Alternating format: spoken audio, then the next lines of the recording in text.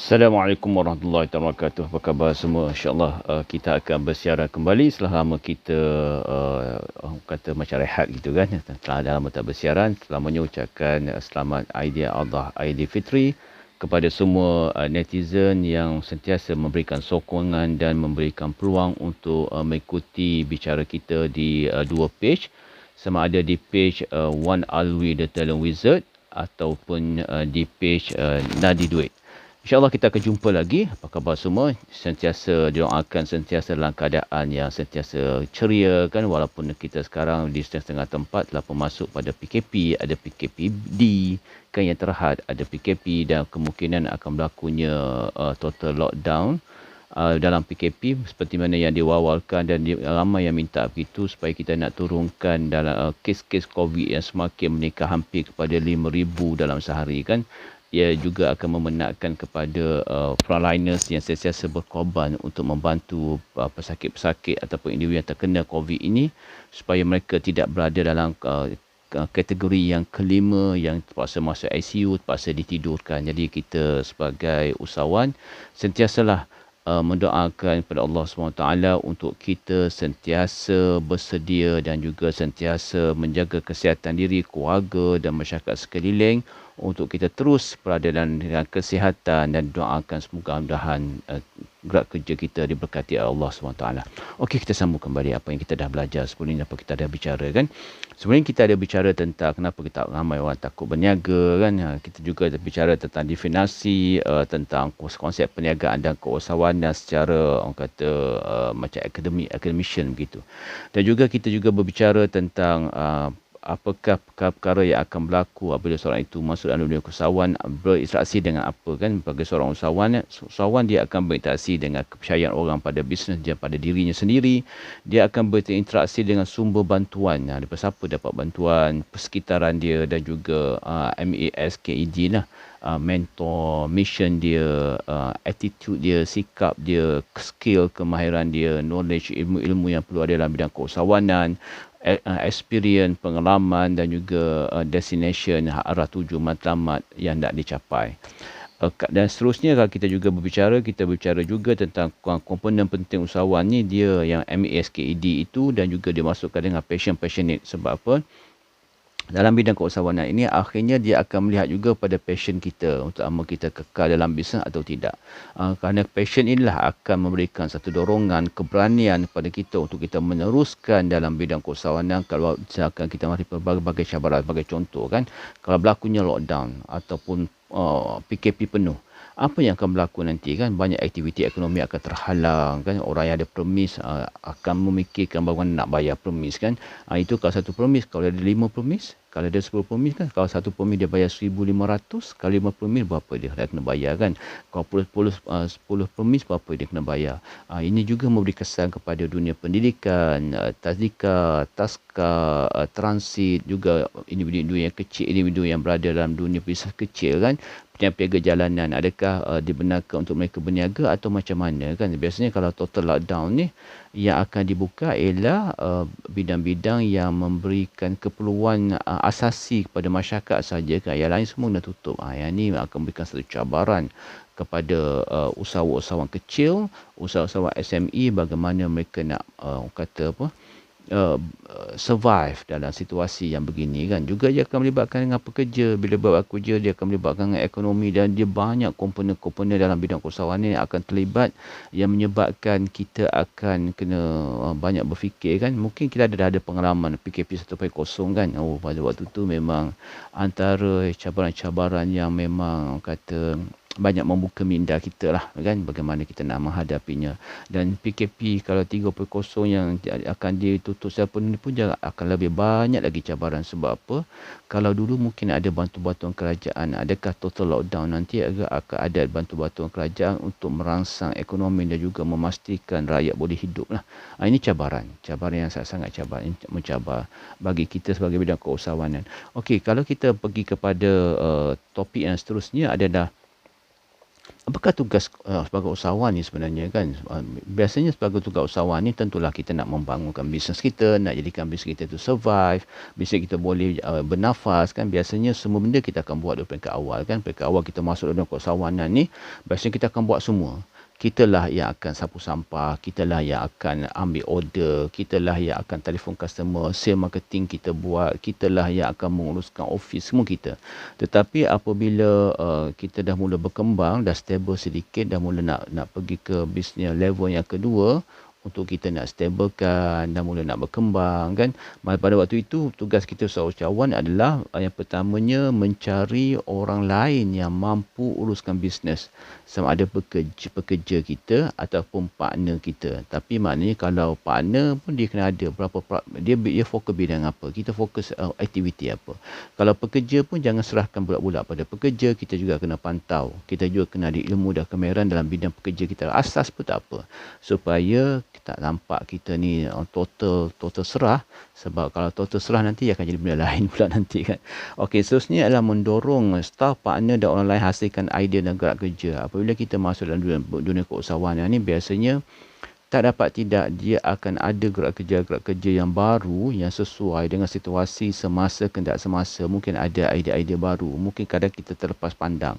Tapi kalau kita ada orang lain, pemikiran lain, orang kedua, ketiga yang boleh berfikir bersama, dia akan memudahkan urusan gerak kerja kita dalam bidang keusahawanan. Yang seterusnya adalah perkasakan peranan introducer, cipta peluang baru dengan partner. Okey. Introducer ni, orang yang introduce ni biasanya kalau kita nak dapat partner kan, kalau nak bekerja pun kadang-kadang yang menggunakan konsep introducer ni lebih bagus. Sebab apa, kita lebih kenal orang yang kita nak ambil bekerja dengan kita kan. Macam partner pun introduce.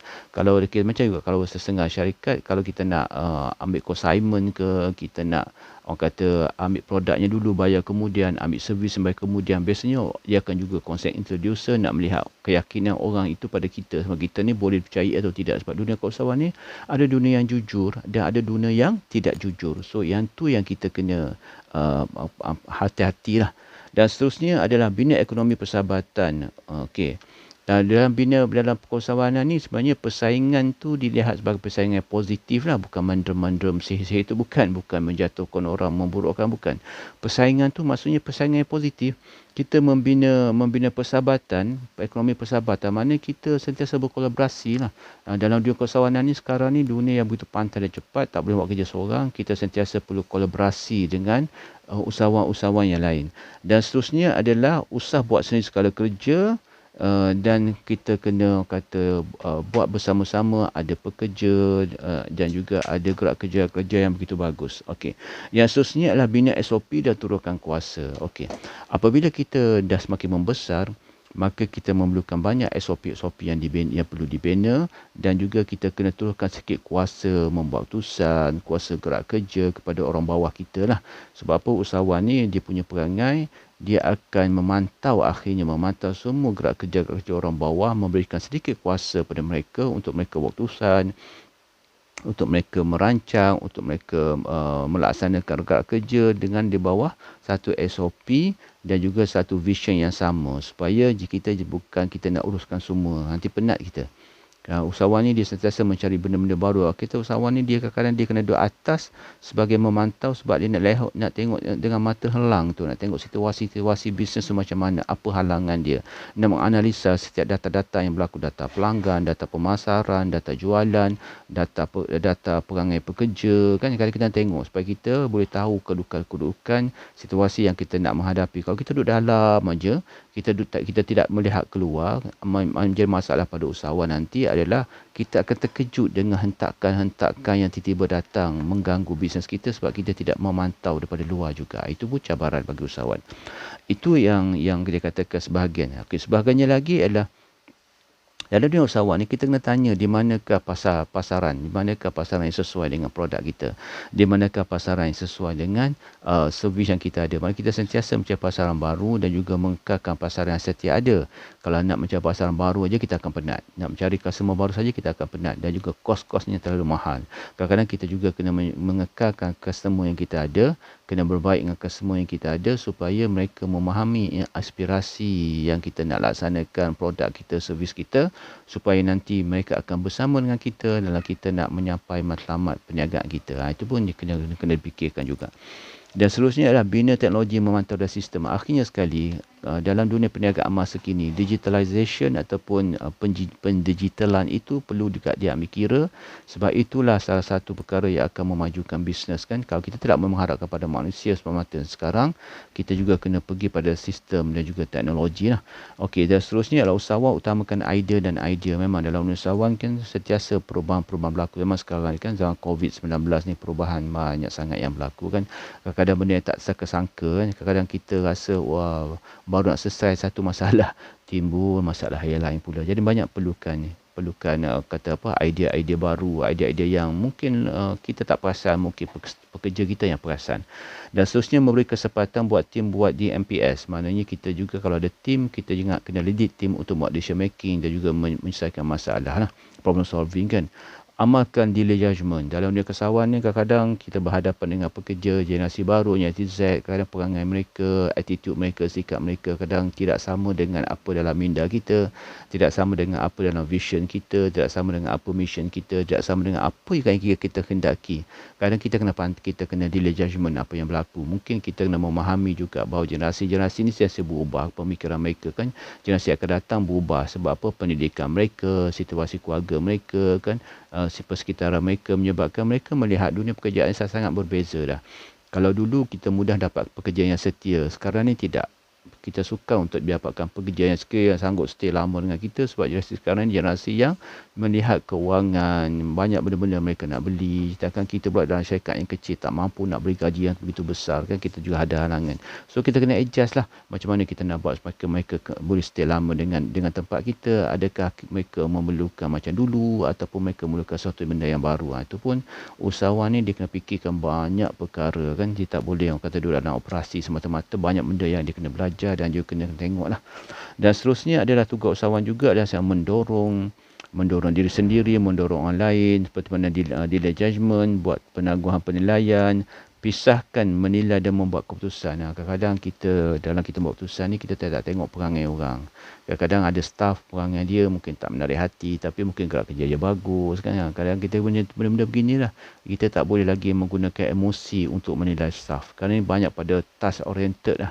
People oriented ni kita dah mula tengok adjust supaya dia tidak terlalu orang kata nak jadikan manusia itu macam kita. Tak boleh. Manusia tetap manusia, dia berbeza. Generasi baru muda tetap semuda, tetap berbeza dengan kita. Dan seterusnya adalah berfikir secara paralel lah. Maknanya banyak benda yang kita kena fikirkan dan kita kena menjadikan diri kita ni maknanya individu yang boleh memikirkan banyak perkara kan. Walaupun staff sekarang ni dikatakan tidak perlu lagi multitasking. Ada yang menyatakan bahawa multitasking itu menyebabkan kerja tak siap. Tapi kita kena susun balik. Kalau nak multitasking boleh, tapi mesti ada dalam bentuk jadual. Sebab zaman sekarang ni, budak-budak zaman sekarang ni, mereka memerlukan konsep yang berstruktur, yang boleh mereka jelas. Tak macam kita dulu. Mungkin kita zaman kita yang X, baby boomer, kita boleh berani buat keputusan sendiri sebagainya. Tapi generasi sekarang ni dia nak ada struktur-struktur dia. Yang itulah yang banyak kita kena fikirkan dalam kita nak mulakan bisnes ataupun kita nak memajukan bisnes kita. Dan seterusnya adalah adakah kita nak menjual intermediate product ataupun final product. Intermediate product ni produk yang boleh dibina produk lain. Yang final produk akhir lah. Yang tu kita kena fikirkan juga kan, macam B2B, B2C. Juga kita kena fikirkan macam mana kita nak buat. Sebab zaman sekarang ni baiknya sistem agent kan. Dia ada produk, dia pergi ke agent yang menjual. Itu pun kena tengok juga. Adakah sistem agent ni juga boleh memajukan syarikat, ataupun sistem agent ni berapa lama tahannya dia dalam kita nak memajukan syarikat itu. Dan juga lokaliti atau tempat lain. Okey, dalam konsep tugas usahawan ni kita kena tengok juga lokaliti macam mana, tempat lain macam mana kan. Kalau kita nak kembangkan, kadang kalau kita nak kembangkan bisnes kita pun kita kena hati-hati jugalah. Perkembangan bisnes yang terlalu pantas pun kalau tidak ada keuangan yang cukup, tidak ada sistem, tidak ada orang yang nak menguruskan, juga kita akan kolaps. Banyak kita dengar kisah-kisah yang begitu kan. Itu pun kita kena belajarlah. Okey, insya-Allah itu antara tugas-tugas keusahawanan. Tugas usahawan ni bukan mudah, dia banyak perkara dia kena belajar. Dan juga maknanya sebagai usahawan ni kita sentiasa kena mencari ilmu, mencari kemahiran. Supaya apa? Kita boleh menjadikan bisnes kita ini sentiasa boleh bertahan zaman berzaman. InsyaAllah kita jumpa lagi. Best. Anda sentiasa terbaik. Assalamualaikum warahmatullahi taala wabarakatuh.